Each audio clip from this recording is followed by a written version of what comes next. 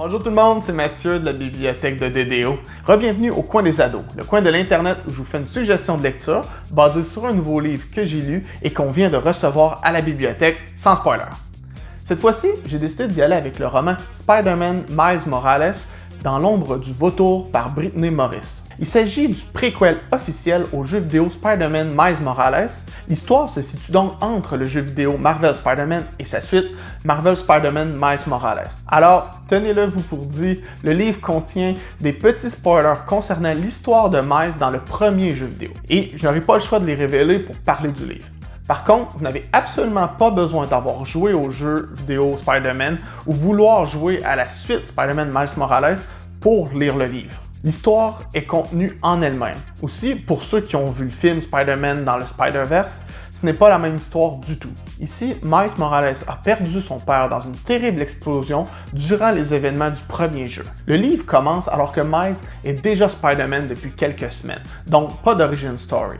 Lui et sa mère décident de déménager chez la grand-mère de Miles en attendant de se remettre sur pied après la mort tragique de son père. Miles est toujours en deuil de son père et il commence l'année scolaire dans une nouvelle école. Rapidement, il va se retrouver confronté au vautour et à sa petite fille qui déchaînent un terrible désastre sur la ville de New York pour se venger d'une société pharmaceutique qui lui a causé du tort. Aidé par Peter Parker, le Spider-Man original, il devra découvrir les dessous de cette sombre histoire et tout faire pour contrer les plans machiavéliques du vautour. Il s'agit d'un livre avec beaucoup d'action et des scènes de combat enlevantes.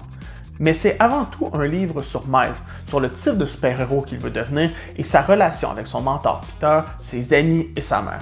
C'est aussi un livre à propos du deuil. Miles tente de comprendre comment il se sent face à la mort de son père, à un moment charnière de sa vie, alors qu'il devient lentement un homme. L'autrice aborde aussi avec beaucoup de justesse la violence policière et la discrimination aux États-Unis.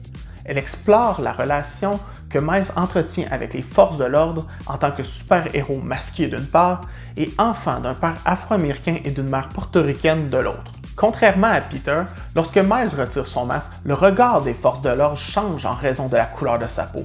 Miles aborde de front cette dualité qu'il vit. Héros quand il porte le costume, il a le sentiment de toujours être un suspect lorsqu'il le retire. On se cachera pas, c'est un livre pour les fans de super-héros. Je crois pas qu'il va convertir de nouveaux fans, mais pour ceux qui aiment déjà Spider-Man, c'est un très bon roman. Si le livre Spider-Man Miles Morales dans l'ombre du vautour par Brittany Morris t'intéresse toi aussi, rends-toi dès maintenant sur Iguana, le site web de la bibliothèque, pour le réserver ou appelle-nous. Il est aussi disponible sur prêt numérique.